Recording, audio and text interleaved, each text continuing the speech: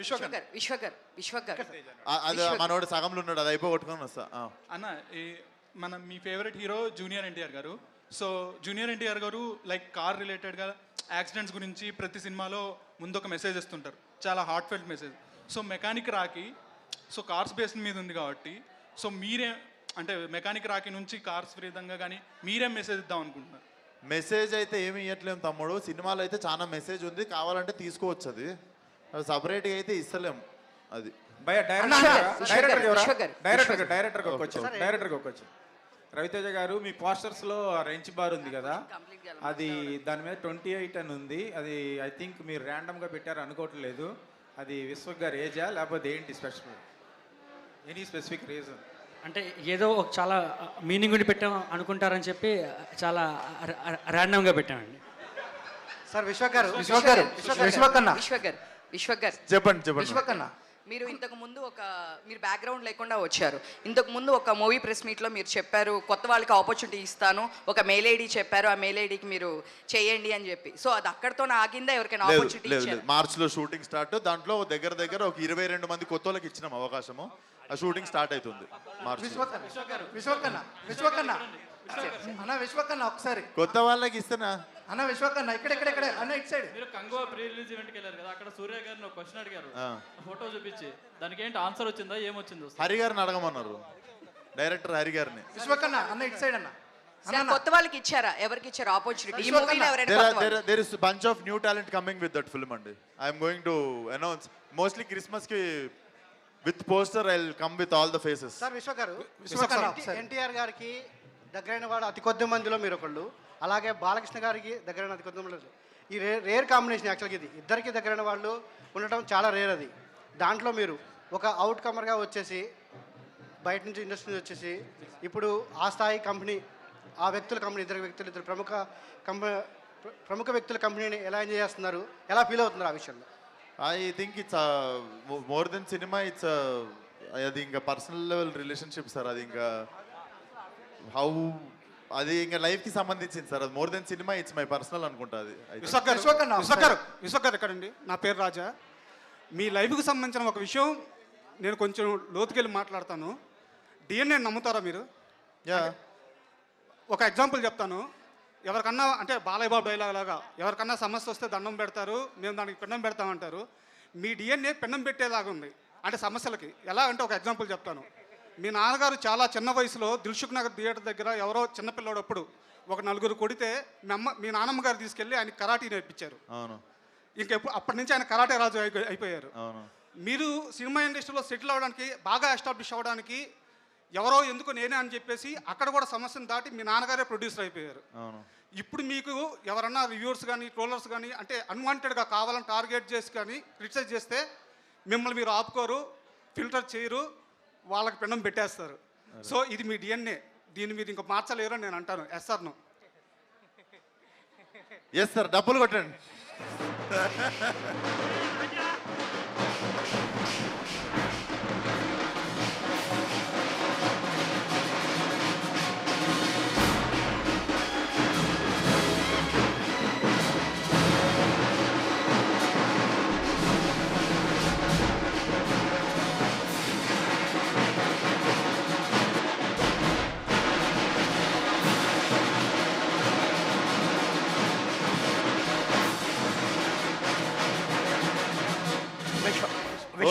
Long night అనుకుంటా. Let's wrap up with last 5 questions. ఎందుకంటే I want personal లెవెల్కి వచ్చి కూడా I want to interact with everyone and dinner కూడా చేయాలి, అందరూ చిల్ కూడా కావాలి కాబట్టి.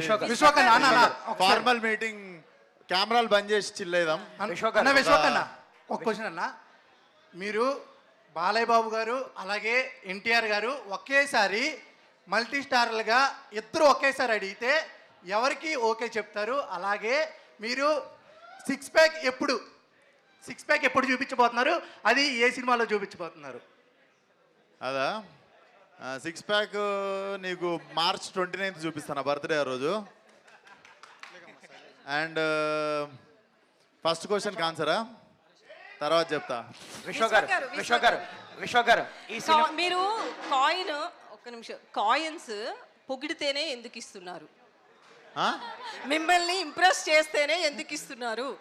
సార్ అతను క్వశ్చన్ అడిగాడు, ఏమని అడిగాడు?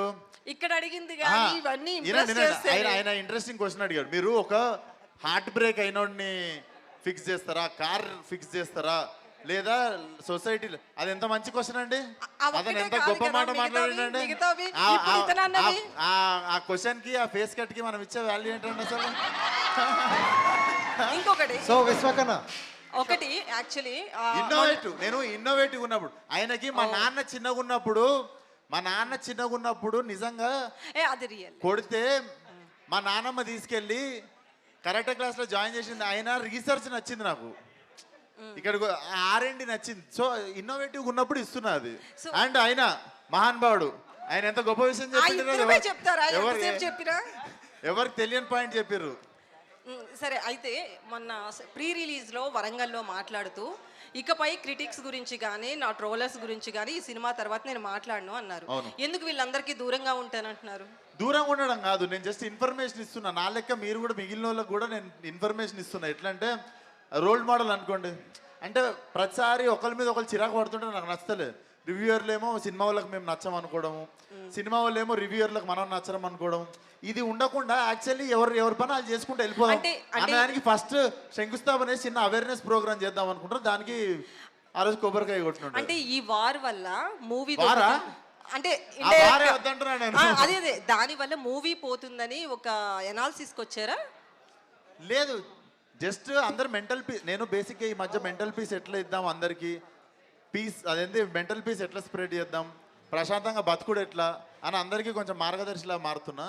సో ఆ రోజు ఆ తరుణంలో చెప్పిన మాట అది. విశ్వకన్న, ఈ సినిమాలో మెయిన్ పాయింట్ ఒకటి ఉంది. అది అసలు బేసిక్గా కొంతమందికే తెలుసు, మీ టీంకి, మీ యూనిట్కి, మీడియాలో కొందరికి. అది అసలు బయటికి రాకుండా ఎలా ఆపగలిగారు? అంటే మెయిన్ పాయింట్ ఎక్కడొకక్కడ రివీల్ అవుతుంది కదా. ఐ థింక్ అది ఆపడం అనేది ఎట్లా ఆపగలిగారు? ఒక 10 మంది బాడీ గార్డ్లను పెట్టినాం సార్. దానికి మీరు చెప్పకండి సార్, ఆ టాపిక్ తీసినప్పుడల్లా నాకు ప్యాక్ అవుతుంది. సరే, ఎవరు చెప్పి దొరుకుతారు? బేసిక్గా ఆ మెయిన్ పాయింట్ బయట రివీల్ చేస్తే కొంచెం ఫ్రెష్ కంటెంట్ లాగా వస్తుండొచ్చు కదా. ఇప్పుడు లేదు అది చెప్పొద్దు, మీకు 20 సెకండ్ అర్థమవుతుంది. ఇప్పుడు జనాలు ఏమనుకుంటారు తెలుసా, నా మానాన్ని నేను మాడిపోయిన దోశ తింటుంటే అసలు ఆ పాయింట్ ఏంటి, ఆ పాయింట్ ఎందుకు చెప్పట్లేదు? అది ఇప్పటివరకు రాని పాయింట్ అన్నారు కదా, మీరే చెప్పారు పొద్దున ఇంటర్వ్యూలో కూడా. సో అది చెప్తే కొంచెం ఫ్రెష్ చెప్పొద్దు సార్, పంచాయతీ సార్ అది. ప్రమోషన్ చాలా బాగుందన్న. ఫస్ట్ క్వశ్చన్, ప్రమోషన్ చాలా బాగుంది. అంటే విశ్వక్ అంటేనే డిఫరెంట్ ప్రమోషన్. సో చాలా బాగుంది. అంటే విశ్వక్ గారు ఏ స్క్రిప్ట్ ఎంచుకున్నా ఇన్వాల్వ్ అవుతారని బాగా అందరికీ తెలుసు. సో మెకానిక్ అనే స్క్రిప్ట్ ఎంచుకునేటప్పుడు మెకానిక్ అనే వాళ్ళు ఎక్కువగా అంటే ఫెయిల్యూర్ అవ్వచ్చు, ఫ్యామిలీ ప్రాబ్లమ్స్ అవ్వచ్చు, ఇలాంటి అయిన వాళ్ళు ఎక్కువగా మెకానిక్ అనే జాబ్ ఎంచుకుంటారు అండ్ వాళ్ళు 100% చేస్తారు. సో మీరు ఈ స్క్రిప్ట్లో ఇన్వాల్వ్ అయ్యేటప్పుడు అలాంటి పూర్ పీపుల్ నుండి కానీ అలాంటి పర్సన్ నుండి కానీ తెలిసిన ఒక పాయింట్ ఏదైనా ఉందా? ఈ సినిమా నుండి సార్ నేను తిరిగిందే చాలా నేను తిరిగిన సర్కిల్ మెకానిక్లు కాదు అసలు. నేను వేరే సర్కిల్ నేను తిరిగింది దిల్సునార్లా. ఇవన్నీ నాకు కొత్త కాదు. బేసికల్లీ సినిమాలో యాక్టింగ్ చేయడానికి ఈజీ అయింది నా చైల్డ్హుడ్. బట్ సినిమాకి మెకానిక్ మాత్రం ఈయన్నే. చాలా మంచి మెకానిక్, చాలా గట్టిగా బోల్ట్ గీల్ట్ ఫిక్స్ చేసి మంచి షోరూమ్ బండి తయారు చేసిండు. ఐ థింక్ లాస్ట్ 2 క్వశ్చన్స్ అని చిల్లేదాం.